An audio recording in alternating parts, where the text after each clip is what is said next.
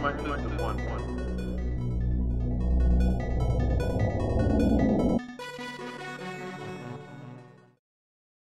This is Tales of Symphonia, Dawn of the New World. It is a direct sequel to Tales of Symphonia, which was originally released on the GameCube. This is an opening animated video. There is some epic music that's just kind of playing in the background with it. The original Japanese version had a pop song playing during this part, but for the North America release they just put some epic music over it. They did a similar thing with the original Tales of Symphonia on the GameCube when it released.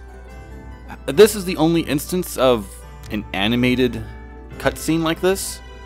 The original, I'm going to go ahead and skip it now.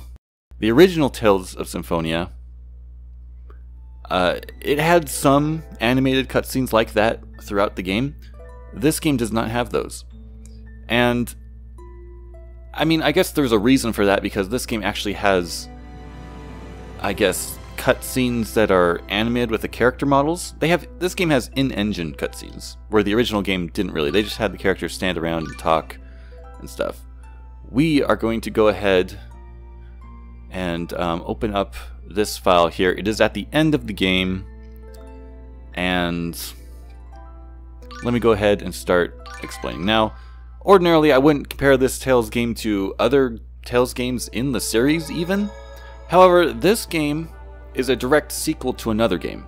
Most Tales games are kind of their own standalone experiences. This game, however, is a direct sequel. It is played on the Wii. It was re-released as a compilation. It was bundled with the original Tales of Symphonia on the PS3 as a compilation of those two games. And if this is your first Tales game, you probably won't be bothered by any of the problems I'm going to point out with it. The reason is that if I could summarize this game in one phrase, that would be painfully mediocre. Because as you take the first Tales of Symphonia game and then make this the sequel, there's a lot of things that are just simply cut out. It is cut down and made very basic. Let's go ahead and start with combat. Similar to the original Tales of Symphonia, you have enemies appear on screen that you run into battle. Now, let me go ahead and point this out here first. There is control mode. You can change by simply pressing 2. Auto means that the game will just play for itself. If I, for example, go to another character here, you can have 2 players. You can actually have up to 4 human players playing this game at once, but if you want them to be controlled by humans, you got to put it on semi-auto or manual. The difference is that in manual, I explained this in the last Tales game. I guess it's pretty similar now. I don't have to explain it every time. Let me go ahead and change it so we don't, so no one else is fighting but me.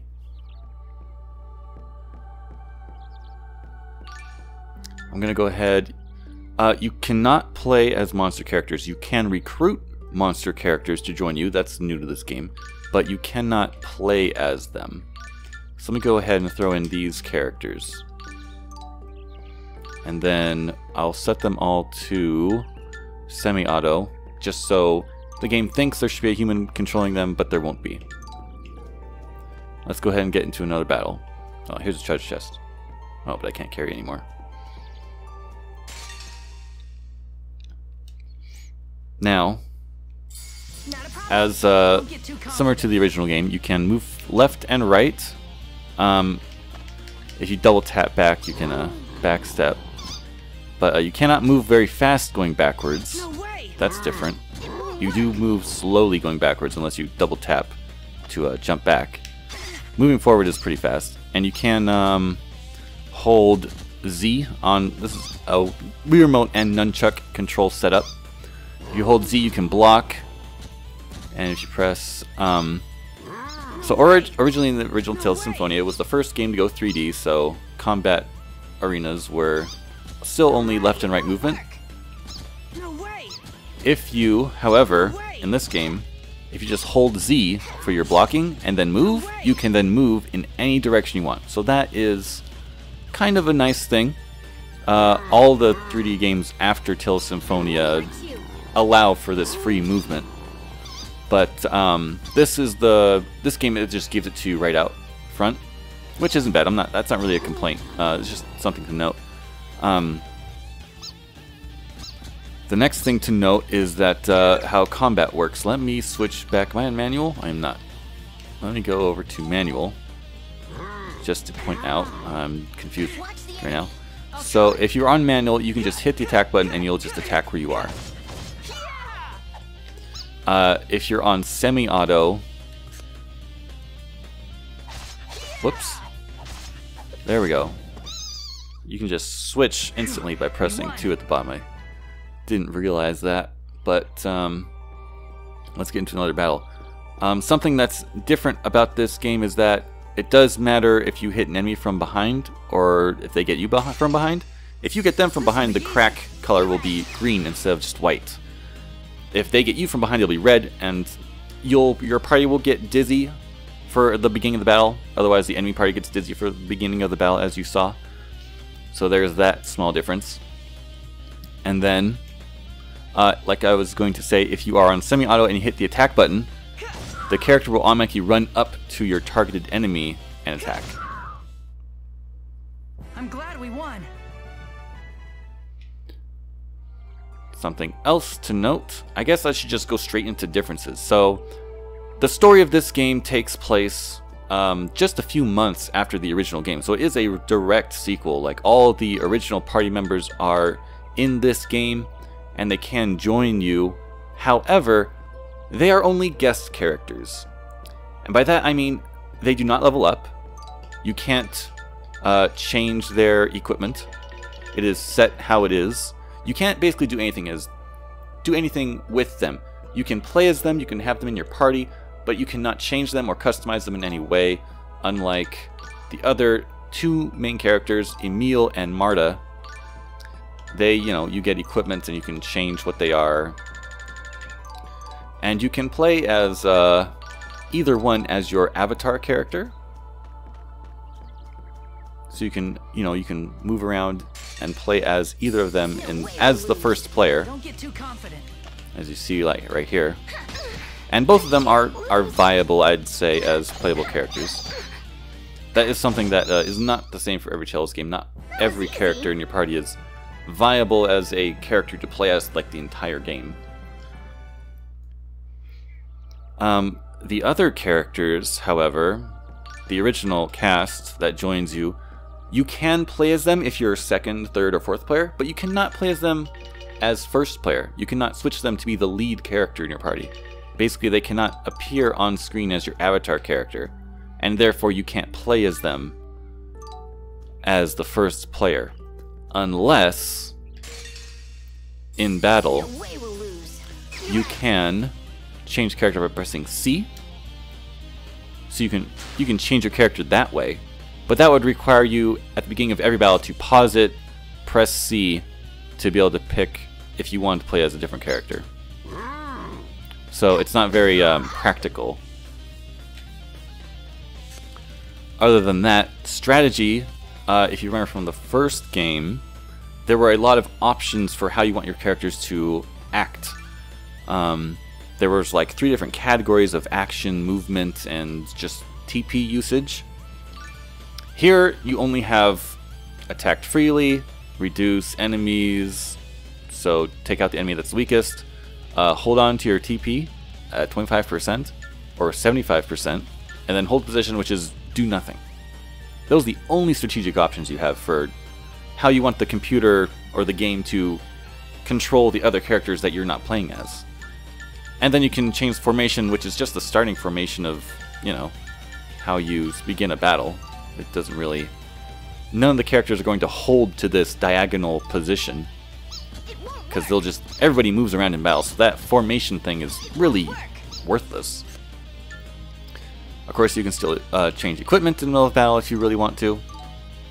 You can if you want to just optimize by pressing 1. It'll just change everything to be the best that you got. And then, of course, you can use items such as healing items and such to heal in the middle of battle. And then other than that, you can escape if you want, which just fills this meter, and then as soon as it's full, you run away. And if you do run away, the enemy, of course, is still there. If you just wait a few seconds, they'll come back into play and be able to fight you again. Yes, they should be. Yeah, there they go. Alright, so moving on to the next, I guess, disappointment.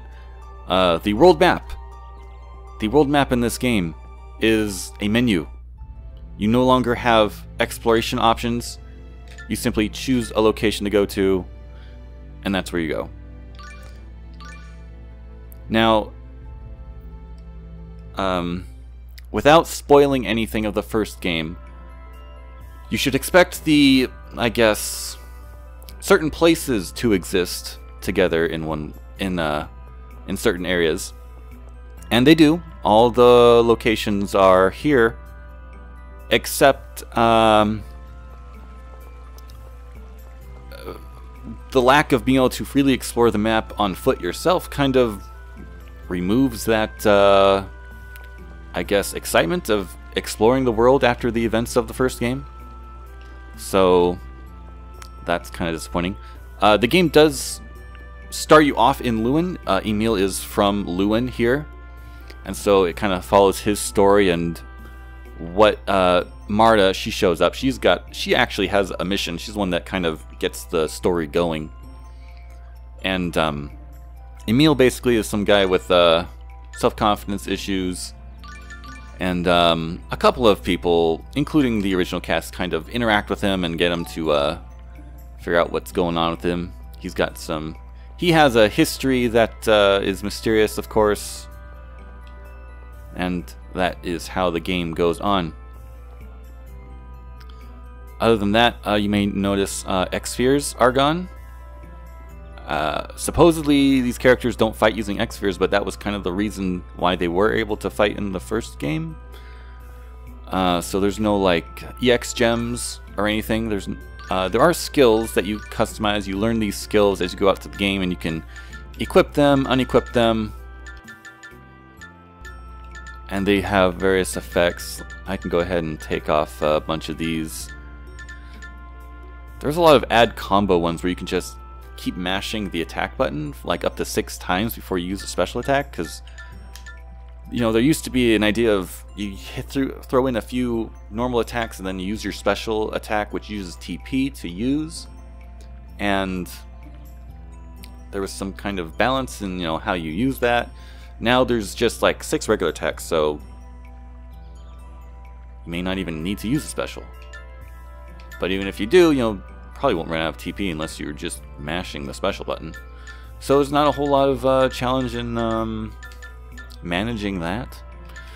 If we go ahead, these ones here, so there's these new creatures called Centurions, which are kind of like summon spirits, but they're not summon spirits, and you'll find them in each of the you'll find them around places where summon spirits were. Let's go ahead and look at I want to go to... There are a few new locations, of course, but for the most part... Yeah, let's go ahead. This is a good example. If we go to the Triet Ruins from the first game, if you've played the first game, you'll recognize, you know, all the stuff here. Let me go ahead and turn the computer-controlled characters back on. That's me.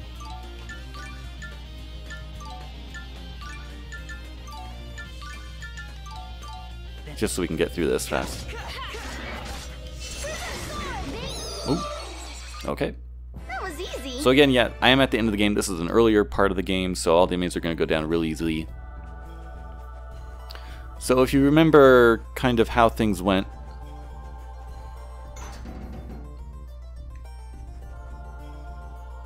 The interesting thing about this game is that you do revisit a lot of locations. However, they're not exactly the same, which is good. I like that they've changed things up a bit. You come in here, you're looking for the Centurion of this place, and you go to where the Summon Spirit was. Whoa, what's that guy doing here? And you don't stop here. This is where the Summon Spirit was in the first game. You go on, and there's like new portions of previously visited areas to explore. Sometimes they're very short, like maybe one more screen. In fact, that's exactly what this one is. Just one more screen. The boss is up there at the top, or was up there at the top.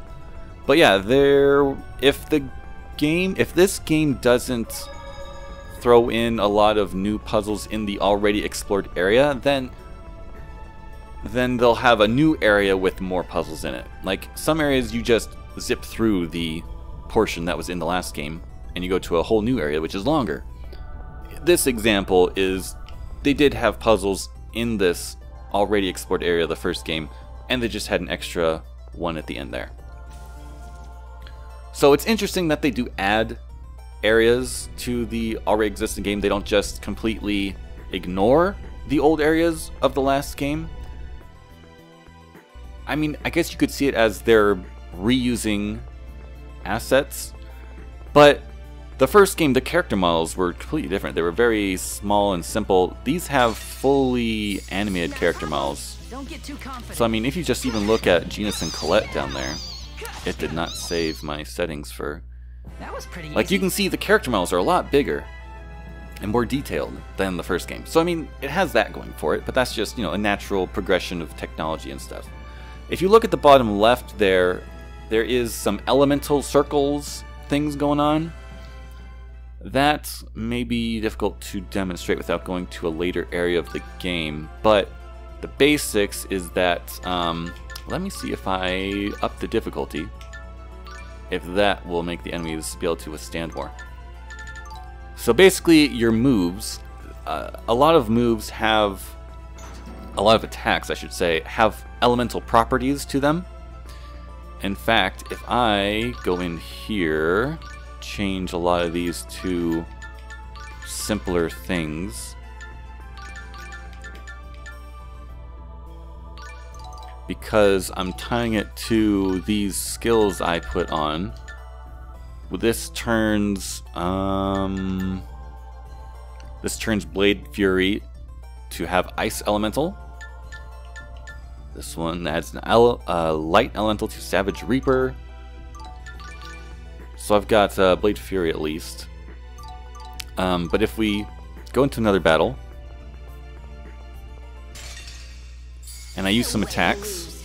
Don't get too confident. See, now there's like a Dark Elemental on there, and if you see at the bottom left, I'm growing in Dark Elementals. If I get 3 of a single element in like the outer quarter circle area, then it'll change the center element to that element. And then, actually, I should use the light one. What was it? Savage Reaper?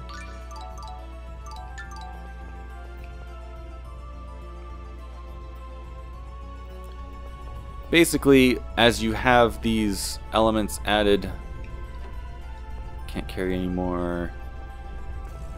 Where's the fight? Here we go. This'll be easy. Yeah. I'm hit. Whoops, let me change on to manual. And then I can throw out attacks as much as I want there. Now I got Light Elemental, and the meter at the bottom of the screen, it's half filled. It really doesn't matter a whole lot if it's half or full. You only need half to do a special attack. If you press C, you'll do what would be considered a unison attack in the first game. And you can just kind of throw that out there based on the elements that you got.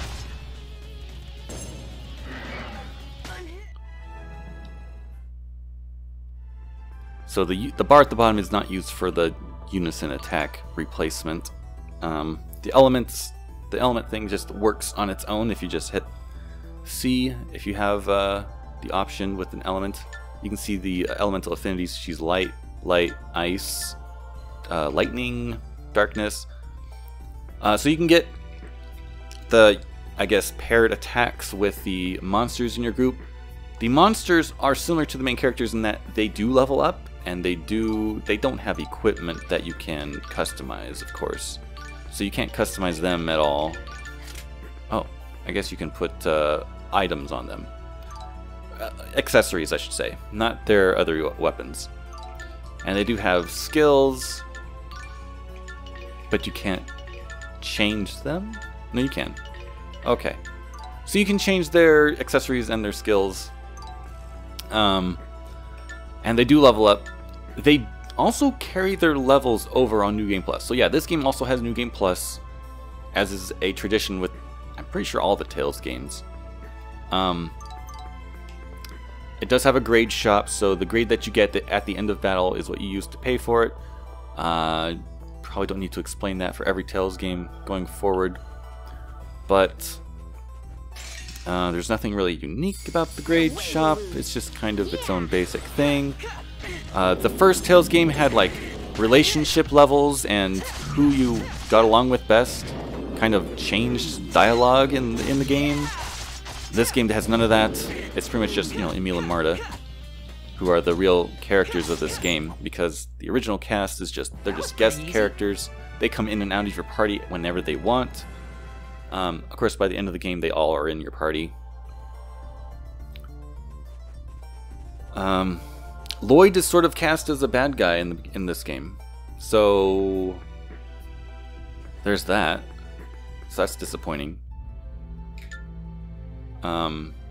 Again, the world map battle system is simple. Let's go to a town.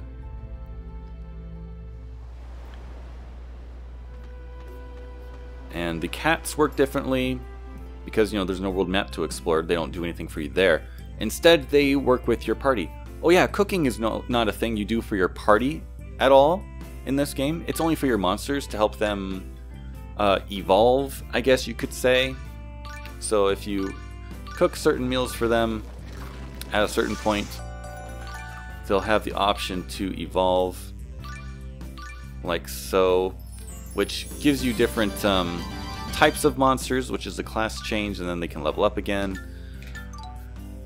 And there's a whole system of, like, you can keep a whole ton of monsters if you want. I don't know what the maximum is, but yeah, you can hold on to a ton of them, change them in and out of your party, get all these. Of course, there's titles for collecting them all, which I haven't even talked about titles yet. Titles are similar to Tales of Symphonia, where they change how your stats go up, but there's not a sign. It doesn't show you which titles are better than others. So, like, going down to the very basic title, it shows me that it's going to increase my experience. No. It's going to increase my luck stat. Here, this one's going to increase my physical attack and luck stat. But it doesn't indicate if it's going to increase it more or less than another title.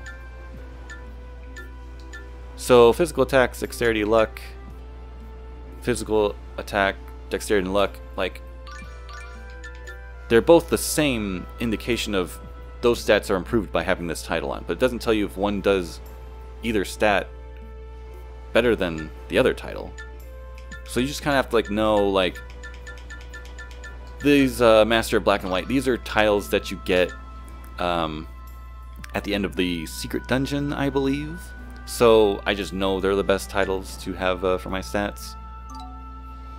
And so yeah, the titles are kind of gimped in that way, that they don't tell you exactly how they're changing your stats, but you can at least see that they are changing certain stats. The library, you know, you got your monster book, which is, I guess, a lot more important to if you want to collect them all for that. And then there's the journal here is like a recap of story bits, so you can look at the last thing that happened if you turn this on and you don't remember what you were doing last. play record, of course, has all these stats in here. I haven't seen every skit in the game. Interesting. Max play time on one playthrough, 70 hours. Dang. Max Gold. Number of saves. I've beaten the game 4 times, so there's that.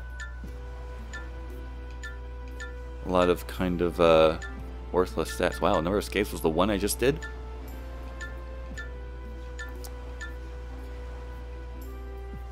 Yeah.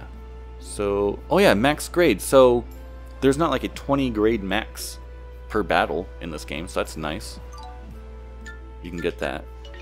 I don't have any monsters on quests. You can send your monsters out on quests too. And then the system, you got your save load and basic options of difficulty. I believe you unlock unknown by beating on lower difficulties, maybe even mania too. Message speed. The higher number, the slower the speed, I believe. So if you just want to be instantly displayed, put on 0. Window color, you can change these window colors to be how you want. You can even change each individual window in the game if you want to change that. If you really, really want to be detailed on your color preference, you can do that. Rumble feature on or off, you can change with that. Settings, there is no... You can change the different volume levels of music, sound effects, and voice, stuff like that. But there is no like language option, at least not for the North American release. I'm not even sure about the PS3 release. If they added the Japanese, maybe they did. I didn't really look into that because I'm not interested in getting this game again because it's just disappointing from the original Tales of Symphonia to this game as a sequel. It's disappointing. That's really all there is to it. You can turn on and off subtitles in the cutscenes and such, and you can adjust the screen. But yeah, that is pretty much the game. Not a whole lot to say that's positive about it. Again, if this is your first Tales game, you're not really going to notice the disappointing parts of it. It's not like the voice acting's fine. It's not bad. The dungeon design is fine. It's not like it's not terrible or anything like that. Like, there's not a whole lot of complaints to say about the game except for it being a sequel and having a lot of stuff from the first game just taken out and simplified and dumbed down. I also wanted to note one more thing. The character voice actors from the first game, they are mostly not here. I think Colette is the same, but everyone else is pretty much different. Basically, all the voice actors from the first game, they don't reprise their roles, except for Colette, maybe Kratos, but like Zelos, Regal, Genis, they're definitely different different actors playing their parts. Oh, Lloyd definitely is different, and that's really disappointing, because Lloyd was such a good voice in the first game. Sorry I couldn't say anything earlier. Lloyd! Hey, we figured you had your reasons, but still you gotta let us join in the fun too. I plan to from now on. Please count on us. Besides, now that we're not spending all our time worrying about you, we can really focus on the task at hand. I don't know. Having Lloyd with us might give us more to worry about than ever before. What was that, Genis? I believe you'll be forced to endure accusations and aspersions wherever we go. Are you up to it? I'll just have to work to win back the trust I've lost one day at a time. I think that's all I can do. And we'll be there to help you. Also, as you can tell, the music, while it's mostly the same soundtrack, all the tracks are at least rearranged in a bit where there's like more instruments, I guess, playing. Yeah. That's pretty much the review. If you have any questions about the game, you can ask in the comments below. I'll let you know what I know. And if you have any recommendations for, again, games like Tales, I'm really interested in finding about. I think the Tales series kind of like does the best at what it does, which is an RPG with multiplayer in it, a JRPG, you know, one with story, not just like an action RPG with like a Diablo kind of thing. Like, obviously that's multiplayer, but it's not like not multiplayer in the sense where you're going through like a more detailed story with drama and stuff like that. But yeah, I guess thanks for watching, and I'll see you in the next video with a better game.